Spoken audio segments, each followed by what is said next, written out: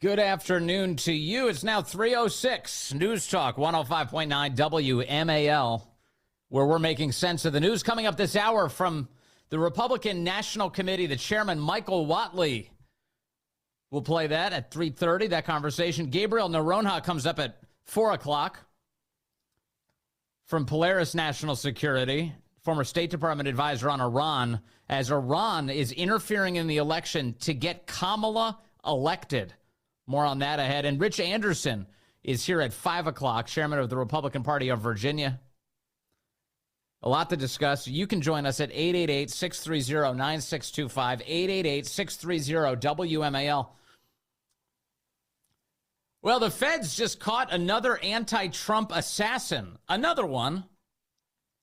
This time under the headline that he's targeting 6 United States Supreme Court justices. My buddy Greg Price posted the breaking news today. He said, breaking, the DOJ has indicted an Alaska man named Panos Anastasio for making over 400 violent threats against 6 Supreme Court justices. 6. Just 6, not all 9, just 6. The indictment does not say which 6 justices he threatened, but according to FEC records, he has made 82 donations to Act Blue, the most recent of which was July 25th, not that long ago. So 82 donations to the Democrat PAC Act Blue, which distributes money to these left-wing candidates across the country, and 6 specific Supreme Court justices. Who could he have in mind? Who was this guy targeting with his threats to assassinate them? Well, we know the answer to that already. Based on his donations, and 6? Wasn't Elena Kagan. It wasn't Sotomayor. It wasn't Ketanji Brown Jackson. It was the rest of them. And if you need more evidence of this, look no further than the federal government's actual filings today.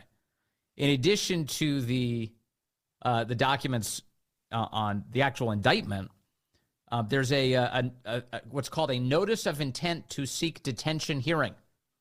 And that document is full of some very interesting information. They say the following. The defendant in this case has been indicted for threatening to assault, kidnap, and murder 6 justices of the United States Supreme Court and some of their family members. He began sending concerning messages to the United States Supreme Court in the spring of 2023. The United States Supreme Court police reviewed the messages and then deemed them concerning enough to warrant an investigation. FBI agents in Anchorage assisted in contacting the defendant to discuss the messages. After this contact, the defendant sent a message to the Supreme Court referencing the FBI interview and daring the justices to personally visit his house. The messages continued throughout 2023 and then took an even more violent turn in January of 2024. Excerpts from some of the messages include, they misspelled excerpts, they wrote excepts. Excerpts from the messages include the following. Okay, now I'm going to censor this because I can't read every word that he wrote to the Supreme Court, but just to give you a taste of what he was saying. On January 4th of this year, he wrote, I'd like to see, and then the Justice Department redacts the following name. Former President 1 and Supreme Court Justice 1 is the redaction. Hanging together from an oak tree, he writes. I'd like to see former President 1 and Supreme Court Justice 1 hanging together from an oak tree. I'd gladly provide the rope and pull the handle, he says. You can see where this is going. So here he is saying that he wants to assassinate Trump in these messages. Notice the Justice Department really only focused on he wants to assassinate Supreme Court justices, but former President 1 isn't hard to interpret here. On May 10th, he sent another note with the subject line N-word spelled out. In the Justice Department document, they just have an N with a number of asterisks after it. And it's directed at, again, Supreme Court Justice 1. And it says, I'd like to see you have a real lynching, and I'll donate the tree and pull the lever, you worthless piece of N-word bleep. Well, I think we know who Supreme Court Justice 1 is in this equation. So the messages here are dedicated to assassinating both President Trump as well as Supreme Court Justice Clarence Thomas. That's where the messages are going, according to these filings. And it goes on. It's just a lot of deranged attacks on these guys, just screeching and saying that you need to be assassinated. We need mass assassinations. He says, if you're corrupt, you're corrupt. Don't give us this official and unofficial stuff. Oh, this must be in reaction to the immunity decision. You bleepers are unelected and Americans have no trust in you. The internet is abuzz with Americans clamoring for your assassinations. We need to assassinate you bleepers and put your heads on a pike. It goes on and on here. Now, there is something else that stands out to me in these deranged messages. On July 1st of this year, he wrote that assassinating these bleepers is the only panacea. That includes the convicted criminal, former President 1, which would be Donald Trump, again as an American and to defend the Constitution and democracy. I want the assassinations by any entity of the government or even a patriotic American to commence.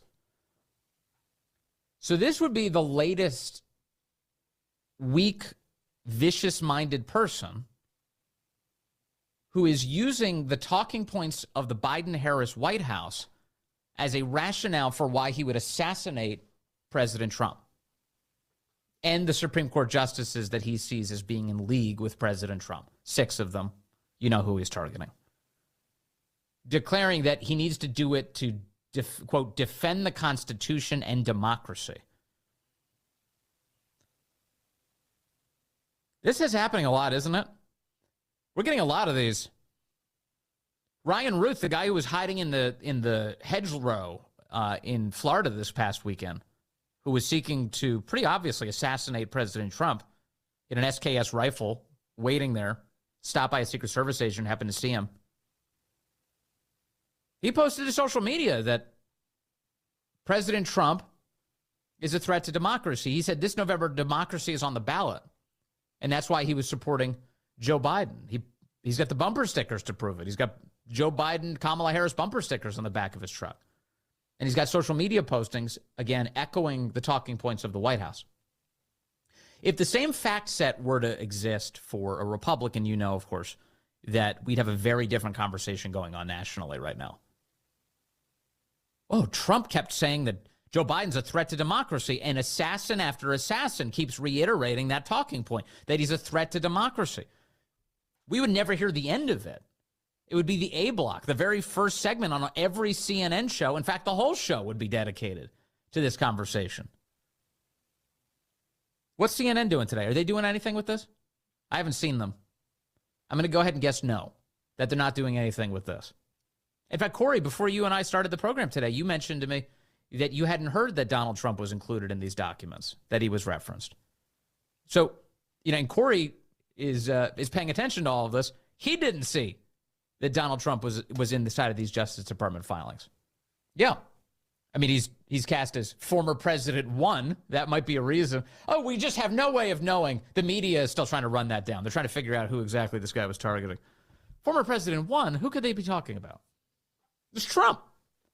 It's Trump. And the conversations like this, the weak, vicious-minded people who are out there who are falling for these White House talking points, they're all over the place. All over. Yesterday, on C-SPAN's phone-in talk show, the one they have a morning show where they take callers from people, take callers from across the country, rather. And people call in on the various partisan-affiliated lines. You're probably familiar with this. And one of the callers yesterday dialed in and declared that he wishes that these assassins had actually executed Trump, had actually killed him. He says it on the air, to the point that the C-SPAN host is having a little bit of trouble processing what he just heard. Take a listen. Slidell, Louisiana. Willie, Democrat, good morning. Good morning. I just want to say I'm a very patriotic American. I did 20 years in the military, 2 tours in Vietnam, wounded in 1966, went back in 68. And I look at myself and think about, we were supposed, as a military man, we're supposed to close, kill, capture, destroy the enemy by all means available. and to see we let this man Trump destroy America. And I look at it and say, well, these two people had to step up and take that shot. I'm 83, nothing to lose. I'm sorry, Willie, you're not advocating violence, are you? Not violence. I'm talking about defending my country. All right. So on C-SPAN, you have people advocating the assassination of President Trump yesterday, of that guy doing that. And, you know, that just to remind you, I was just reading the survey numbers out yesterday, that the high number of Democrats who say that the country would be better off were Trump assassinated, or they offer no opinion. Just a minority of Democrats in that poll, in that survey. Scott Rasmussen is, I think, responsible for that. He's associated with that poll. Just a minority of Democrats, 48% of them, thought that it wouldn't be good for the country if Trump were assassinated. The rest were either no opinion or thought it'd be great, that it'd be good for the country. It's insanity. And the media has spent this entire week, unlike the first Trump assassination attempt that we all saw on July 13th, where they at least hesitated for a moment. Oh, my goodness, he was wounded. What are we going to do? This is kind of crazy. This time, they instantly sprinted into it's his fault. The Cincinnati Enquirer and was infamous this week for this, but any number of outlets either say it's his fault or he's exploiting the assassination attempts against him in order to gain some sort of advantage politically. Are you crazy? I can't even believe he's still in the race. Meaning, I can't believe that as a human being, he just made the decision, I'm going to keep doing this. Because you would think as a presidential candidate, and in his case as a former president, normally you'd think, well, he's got Secret Service protection. He's got a layer of security around him. It must give him some confidence. It must give Melania Trump some confidence that her husband's going to be okay. It must give the boys and the girls, for that matter, some confidence, his children, that he's going to be okay, that his grandchildren might have some confidence here. What must they be thinking? What must they be thinking every time he goes out in public now to do anything?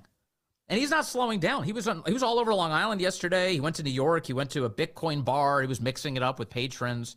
He had a big rally in Long Island. He went over to Fox News in Midtown yesterday to go do Greg Gutfeld's show. It's nonstop. He's just keeping his pace, and he's keeping his head up. It's just amazing to me. It's actually really amazing. And he does mention it. He mentions that people have been trying to kill him, but then he barrels ahead and he's talking about policy. He's an amazing person, actually. I think having watched him live through all of this, if you don't walk away thinking that, you're missing it. You really are. But now, add it to the pile. So the Justice Department today announces that there was a guy who was threatening to assassinate 6 Supreme Court justices, just the latest person to try and do that. And buried in the documents is the fact that he was also threatening to assassinate Donald Trump and encouraging government agencies to do that. Also, if you recall, there was, which you do, I'm sure, there was a guy who tried to kill Brett Kavanaugh. Remember, there was an assassin that showed up outside of his home to try and murder him with all sorts of gear. His name's Nicholas Roski. That was June of 2022. He was carrying, allegedly, a Glock handgun, a tactical knife. He had 2 magazines of ammunition. He had pepper spray. He had a hammer, screwdriver, crowbar, duct tape, soft-soled boots to help him move quietly as he assassinated a Supreme Court justice. That was his goal. Now, you know that when it comes to the Justice Department, normally, if it's Trump, how quickly do they file charges and move to trial? How quickly do they attempt to do that?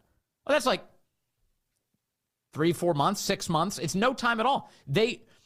Jack Smith and this Justice Department have been aggressively trying to barrel towards trial. But what about if you try and assassinate a Supreme Court justice? What is the timeline for that trial? Do you remember the Nicholas Roski trial? Do you remember the trial of the guy who tried to assassinate Brett Kavanaugh? Do you remember that? How it played out? We all saw like every little moment of it. It was amazing. Oh, that's right. That trial hasn't happened. That trial hasn't actually happened yet. That trial is scheduled to start in June of next year, 2025. They're waiting until the year after a presidential election year to have a trial for the guy who attempted to assassinate Brett Kavanaugh. We can't sprint into that. And that guy Roski didn't want to just kill one Supreme Court justice. He had posted online that he was, quote, shooting for three. Shooting for three. All right. So a family member just emailed me to point something out that I hadn't pieced together myself. A bunch of these assassins, in addition to using the threat to democracy language, or democracy is on the ballot, echoing the stuff that the White House wrote for Joe Biden, they're also Act Blue donors. You seen the consistency there?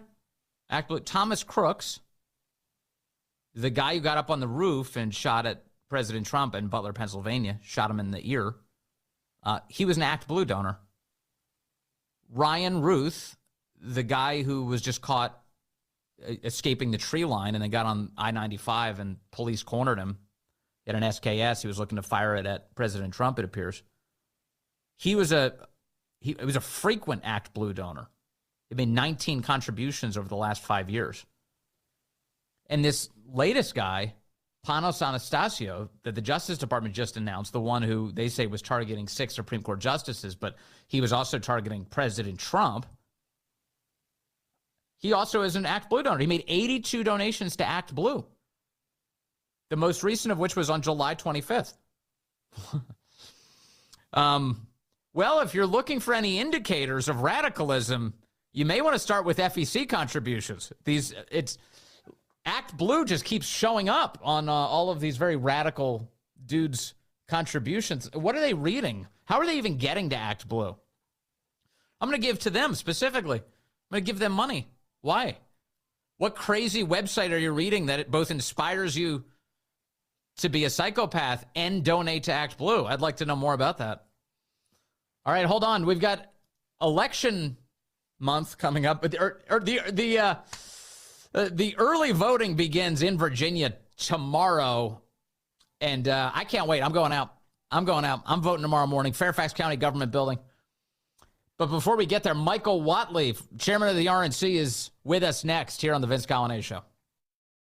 Early voting begins Friday in a couple of states around the country, and importantly for our area, right here in the Commonwealth of Virginia. In fact, I will be out at the Fairfax County Government Center beginning at 8 a.m. tomorrow morning to cast my ballot and meet with you if you'd like to come out there with me. For more on this subject, I want to bring in the chairman of the Republican National Committee now. Michael Whatley joins us on the phone. Sir, great to have you back with us. Hey, Vincent, it's always good to talk to you and your listeners. It is great. It's cool that now if we're going to have early voting, we may as well do it among the first states in Virginia. What are you expecting in terms of the early voting patterns among Republicans?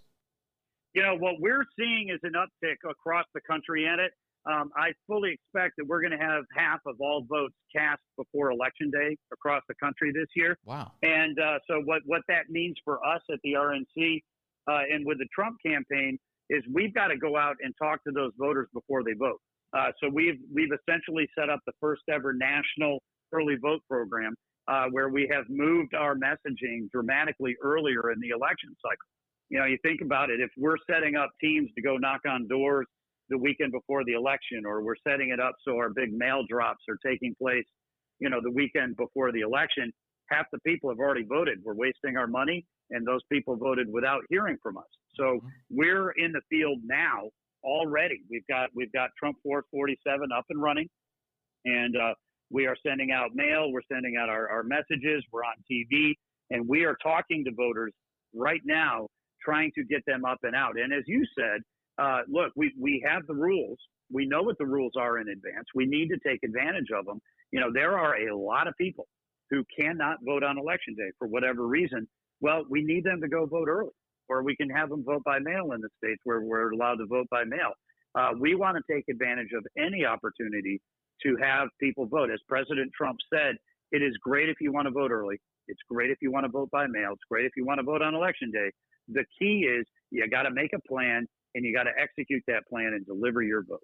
Michael Whatley, when it comes to the strategic advantage that this affords you and the people who are operating on the Republican campaign, what are those advantages? I've heard that if you vote early, that that takes you out of the pool of people who have to receive campaign mail or door knocks.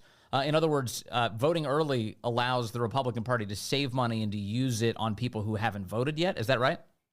It is absolutely right. I'll tell you a funny story from North Carolina. Back when I was the North Carolina party chair, I had a lady come up to me at the event, and she said, "You guys are calling me 5 times a day. I'm getting all these people knocking on my door. I'm getting all this mail. I'm getting these, the digital messages and the text." And I said, "Well, ma'am, if you just vote, I'll leave you alone." But the story behind that is it costs money for us to have the teams knocking on the door and making the phone calls. It costs money for us to send the mail. It costs money for us to continue to reach out to those people. You look at Virginia, which has a 45-day early vote program. If we have people go vote early, 45 days out, that's 45 days that I don't have to go out and try and get them to vote. Yeah. We know that they've already voted, right? And so that allows us to go out and talk and focus on other people, focus on other voters and get those low propensity voters that are going to be in. And it also makes sure, we lost a very winnable race out in Nevada back in 22 because Republicans vote on election day. And in northern Arizona, Nevada, we had a huge snowstorm. And so people didn't go vote, because they couldn't get to the polls. And so, we want to take that type of an event off the table and have people go out and cast that vote early whenever you have the opportunity. I vote on the first day of early voting every year because I don't know where I'm going to be on election day. Yeah. I'm running around, the country trying to win these elections. So I want to make sure that I get my vote in because election day is not an option for me. And as far as people who are concerned about voter integrity and ensuring that their vote belongs to them, if you do get your vote in, it removes your name from the system so that nobody else can walk in and present themselves as you, right? Absolutely. And we certainly feel very, very strongly about voter ID and the requirements that we have. We feel very strongly about having protections on the mail-in ballots, signature requirements, witness requirements. They have to be in, by election day, things along those lines. But, when you go vote, you absolutely right that you're not going to have an instance where you go in and they say, no, somebody's already voted in your name. And so it is absolutely critical for us on the election integrity side to protect every vote. And that's why we want to make sure that we have people, in the room every time a vote is cast or counted, so everybody knows my vote is actually going to count. I've heard that this year might be a little different for some Republicans because they're making it into more of a social event, just getting together with friends, bringing them out to the polls, all doing it together. I know for a lot of Republican voters, or at least I feel like this in the past, it's always just an individual thing you do. You show up, you vote, you do your duty, and you get out of there. But do you get the sense that there's a different energy around voting this year? There is. It's funny. I was talking with President Trump about early voting. And he said, well, look, people are excited. They want to vote for me. They should go vote for me as soon as they can.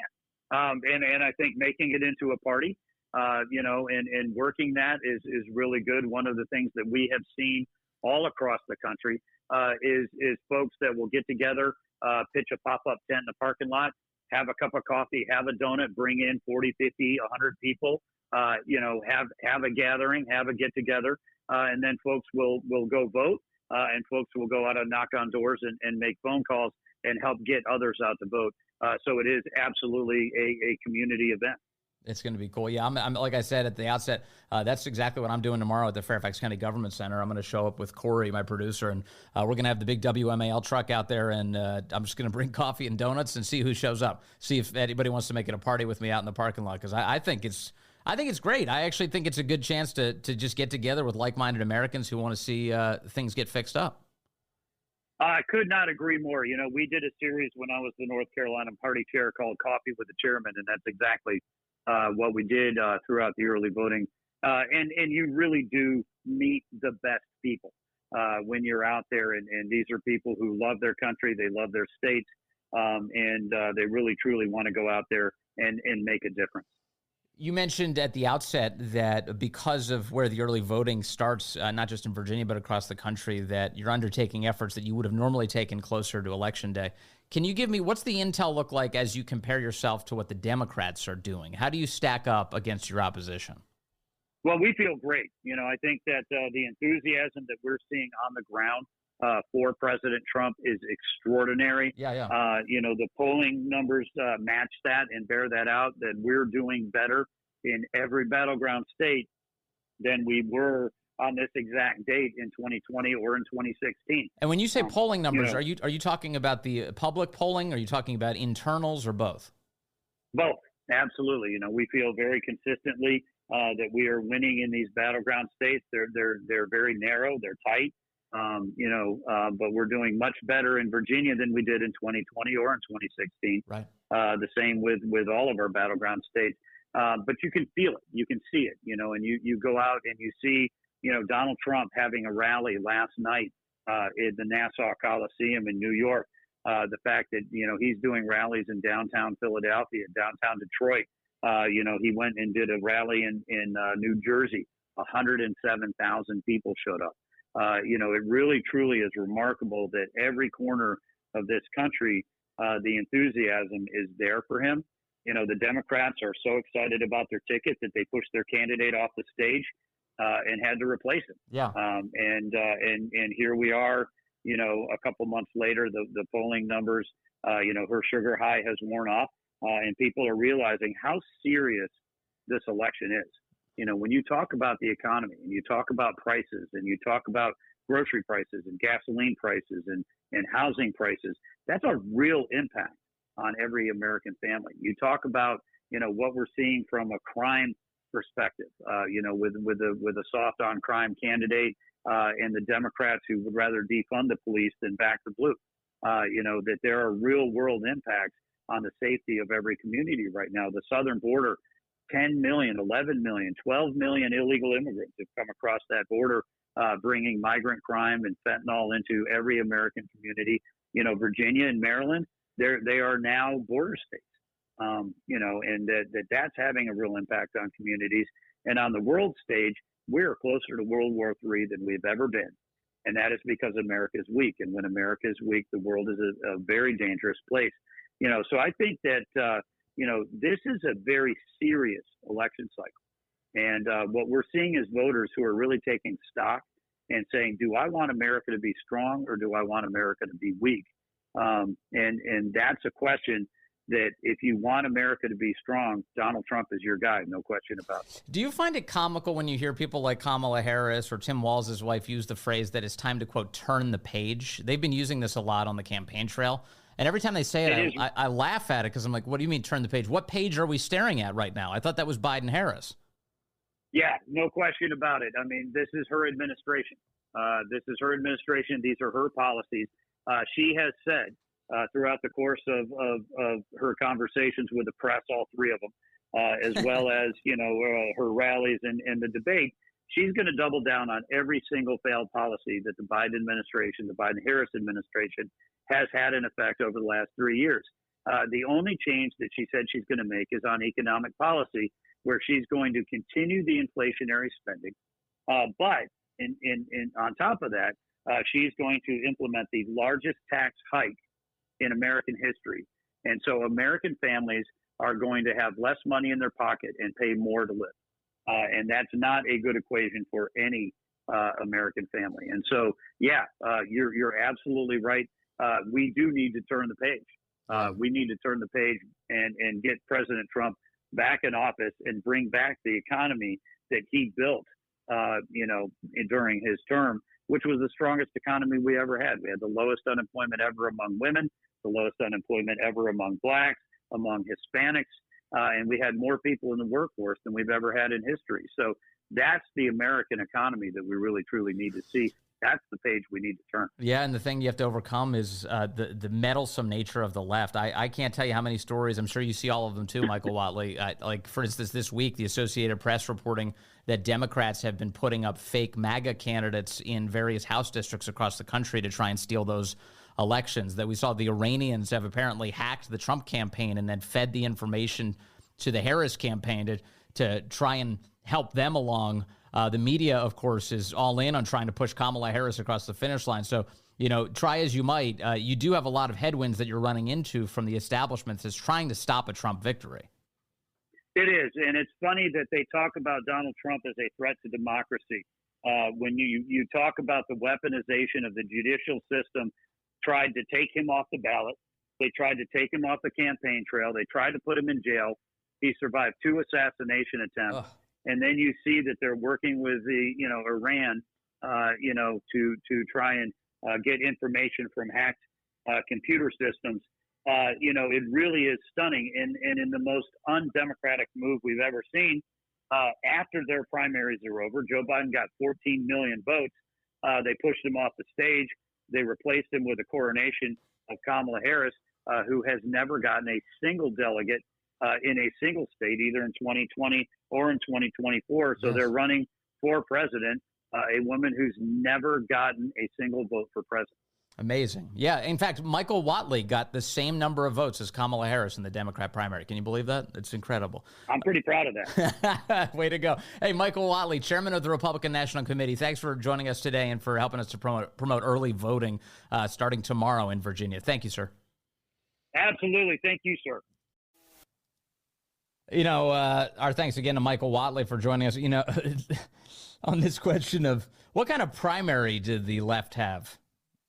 Well, they didn't really. They didn't have any primary when Joe Biden was running, they did everything they could to make life hell for anybody who dared to challenge him. And then when they decided that he had outlived his usefulness, they dispensed with him and they had no primary at all. And that's because of party leadership like Nancy Pelosi, who has no problem cutting throats, including in her own party, when it's all a power play constantly. And she was she was on stage at an event with a publication called Semaphore this week. And she outright said there was an open primary. Do you remember this? Do you remember when there was an open primary? And that's how Kamala Harris was chosen. She was chosen in a very competitive open primary. The voters had their say. Take a listen. You had reportedly said you wanted a sort of an open primary if Joe Biden stepped down. Did you change your mind because you saw all the excitement around Kamala Harris? No, I didn't change my mind. We had an open primary and she won it. Nobody else got in the race because she was politically astute. And we had one. She won it. Yeah, I remember that. I remember when there were all those votes all across the country to support her. Oh, wait, that never happened. I love the Dean Phillips erasure going on here. Dean's like screaming in the background, hey, I was trying to be. Shut up, Dean. Shut up. You're out. They stopped RFK Jr. as much as they could, including when he was a candidate in a different party. He was running in his own third party. They were blocking him from ballots up and down the country, filing challenges, trying to keep him away. And now that he's on the ballot in a number of states and he's trying to get off, they're trying to stop him from getting off those ballots where they think it's going to help them. No, keep him on the ballot. It'll chip away from Trump. Not the party of democracy, exactly. Nancy Pelosi shamelessly lying on stage today saying there was an open primary, Kamala Harris won it. Now, she's also not the only Democrat to be out there shamelessly lying today, but my next example, it may be the product of just simple senility. President Biden today declared outright that he has never once spoken to the chairman of the Federal Reserve since he became president of the United States. Listen to this. Here's Joe Biden today speaking to the Economic Club of Washington. And by the way, I've never once spoken to the chairman of the Fed since I became president. He leaned over. He leaned over and he whispered that I've never once done this. Of course, here's one of many meetings he's actually held with Jerome Powell at the White House. First, I want to begin by congratulating you, Mr. Chairman, on your recent confirmation of the second term, along with Drs. Brainerd and Cook and Jefferson, recent confirmations. And I'm meeting with the Chairman today and Secretary Yellen to discuss my top priority, and that is addressing inflation. So that's Joe Biden meeting with Jerome Powell, which he's done over and over and over again. That video, by the way, that audio was in the Oval Office. and he's done it a lot, actually. Where else has he met with? They met in 2021 when they were talking about whether or not he'd be renominated. They met in 2022. Joe Biden today announcing they've never once met or had any discussions whatsoever while he's been president of the United States. Added to the pile, the lies told by the president of the United States. Stay with us. Coming up, Gabriel Naronha will be with us as Iran tries to meddle in the election to help get Kamala Harris across the finish line.